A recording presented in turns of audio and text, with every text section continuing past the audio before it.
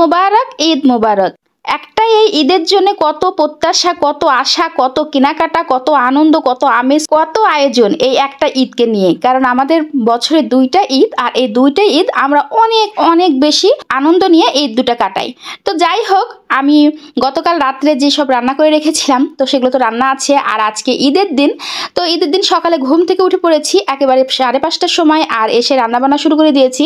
তো আমার সামাই রান্না হয়ে গেছে, আর এই সাইডে আমি লুডুসটা রান্না করে নিচ্ছি। আমার ছেলেদের তো মিষ্টি খাবারের চেয়ে এই ঝাল লুডুসটা খুব বেশি পছন্দ করে। তো আমার লুডুস রান্না কমপ্লিট, আর এদিকে পুডিংটা তো কালকে করে রেখেছিলাম। তো সব কিছু বের করে নিয়েছি, খিচুড়ি তুলে দিয়েছি, আর এখানে এই যে সব সাজিয়ে নিয়েছি। তারপরে রাতুল, রাহুল ও রাব্বু রেডি হয়ে গেছে, আর আমি বললাম তোমরা একটু দাঁড়াও, আমি তোমাদের একটু ভিডিও করে নেই। ওরা একটু হাই দিয়ে দিল, তারপরে চলে গেল সবাই নামাজে। তো যাই হোক, এই মুহূর্তটা অনেক ভালো লাগে যখন বাচ্চারা ওর আব্বুর সাথে সবাইকে নিয়ে যখন নামাজে যায়, তখন আমার অনেক বেশি ভালো লাগে। তো আমার আব্বা দাঁড়িয়ে আছে, আমার ভাই, সবাই মিলে চলে গেল নামাজে। তো তারপরে আমি বাসায় চলে আসলাম। বাসাতে যেসব কাজগুলো করেছিলাম, কারণ ঈদের আগের প্রস্তুতিটা যেমন ছিল, তো যে আমি বাড়িঘরগুলো গুছিয়ে নিয়েছি যেভাবে। তো আমার ড্রয়িং রুমটা এভাবে গুছিয়ে নিয়েছি। তারপরে যে বেডরুমে চলে আসলাম, এটা আমার ছেলেদের রুম। তো যারা আমার ভিডিও দেখেন তারা অনেকে জানেন। আর এই ঘরের ঈদের জন্য আমি এই বিছানা চাদরটা নিয়েছি, কেমন লাগছে অবশ্যই জানাবেন। তো প্রতিবার সাদাটা নেওয়া হয় ছেলেদের ঘরের জন্য, আমাদের জন্য। তো এবারে একটু কালারিং একটু নিলাম সবুজের মধ্যে। তো যাই হোক, সবুজ না, জলপাই কালারের মধ্যে। ঈদে বেডশিট ছাড়া আমার ঈদ অসম্পূর্ণ মনে হয়। তারপরে চলে আসলাম আমাদের রুমে, আর যে এবারও আমাদের রুমের জন্য সাদা বেডশিট নিয়েছি।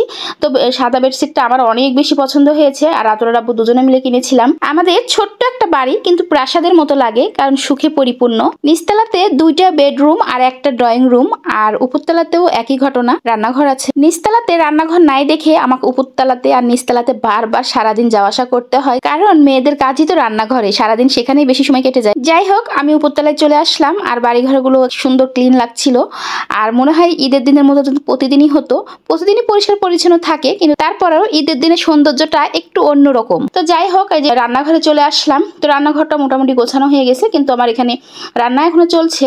তো এখানে খিচুড়ি রান্না করেছি, ওরা তো নামাজ পড়ে এসে খেতে চলে আসবে। তো এই যে খিচুড়ি রান্না হয়ে গেছে, আর মাংসটা আমি তুলে দিয়েছি, খিচুড়ি দিয়ে মাংস দিয়ে খাবে সেই কারণে। তো মাংসটা কষিয়ে নিচ্ছি, আর এদিকে আমি একটু ভিডিও করে নিলাম যে মাংস হতে তো সময় লাগবে। এরপরে চলে আসলাম ডাইনিং এ। তো দেখেন আমি আজকে কি কি রান্না করেছি: পুডিং, লুডুলস, জর্দা পোলাও, বুটের হালুয়া, পায়েস, সেমাই, ওদিকে খিচুড়ি, গরুর মাংস, আর তারপরে ছিল টপকাটা এখনো করা হয়নি। তো যাই হোক, এগুলো একটু ভিডিও করে নিলাম। এগুলোই করেছিলাম এবারিতে। আর রাতুল রাব্বু এদিকে আবারও বলা শুরু করেছে, তুমি ছানা করনি কেন, সন্দেশ করনি কেন, রাবড়ি করনি কেন, খাক না খাক শুধু বলচাল। তো একটা মানুষ এত কিছু তো একসাথে করা যায় না, তো যতটুকু পারলাম অতটুকুই করলাম। আর আজকের ওয়েদারটা এত সুন্দর, কি বলবো।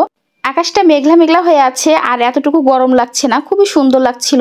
তো বাইরে এসে আমি একটু প্রকৃতিটা দেখলাম, এতটা ভালো লাগছিল আবহাওয়াটা দেখে। সকাল 10টার মতো প্রায় বাজছে, তবুও দেখেন আকাশটা কি সুন্দর। ঈদের দিন বাচ্চারা ঘুরে বেড়িয়ে খাওয়া দাওয়া করে অনেক আরাম পাবে, খুবই ভালো লাগছিল। তারপরে চলে আসলাম এই টপকা ভাজার জন্য। আমাদের এখানে টপকা বলে, অনেকে লুচি বলে। আর লুচিগুলো এত সুন্দর ফুলকো ফুলকো হচ্ছিল। রাতুল বলেছে সে টপকা দিয়ে গরুর মাংস দিয়ে খাবে, ওরা তো ঝালটা বেশি পছন্দ করে। তো এই জন্য আমি এবার করে নিলাম যে একটু করে নিই, আর ওরা চলে আসবে এখন। আর গরম গরম টপকা দিয়ে গরুর মাংস দিয়ে খেতে ভীষণ মজা লাগবে। তো টপকাগুলো ভাজতে আমার খুবই ভালো লাগছিল, একেবারে ফুলকো ফুলকো হচ্ছিল। তো যাই হোক, আমার এখানে টপকাগুলো ভেজে নেওয়া হয়ে গেছে। আর তারপরে ওরা সবাই চলে এসেছে নামাজ পড়ে। তো সবাই সালাম বিনিময় করা হলো, তারপরে ছেলেদের সাথে কথাবার্তা বলে যে খেতে বসে গেছে। আর এই যে যেগুলো খাবার ছিল, তো খাবারগুলো থেকে ওরা মিষ্টি জাতীয় কিছুই তোলেনি, ওরা তুলেছে হলো গরুর মাংস, টপকা। আসলে ঈদের দিন তেমন মিষ্টি জাতীয় খাবার বেশি খাওয়া যায় না, তবে মিষ্টি জাতীয় খাবার ফ্রিজে থাকলে ঠান্ডা ঠান্ডা মিষ্টি জাতীয় খাবার পরে খাওয়া যায়, আর অনেক বেশি মজা লাগে। তো যাই হোক, ওরা সবাই খাওয়া দাওয়া করে নিচ্ছে, ওদেরকে খেতে দিয়ে আমি একটু ভিডিও করে নিলাম।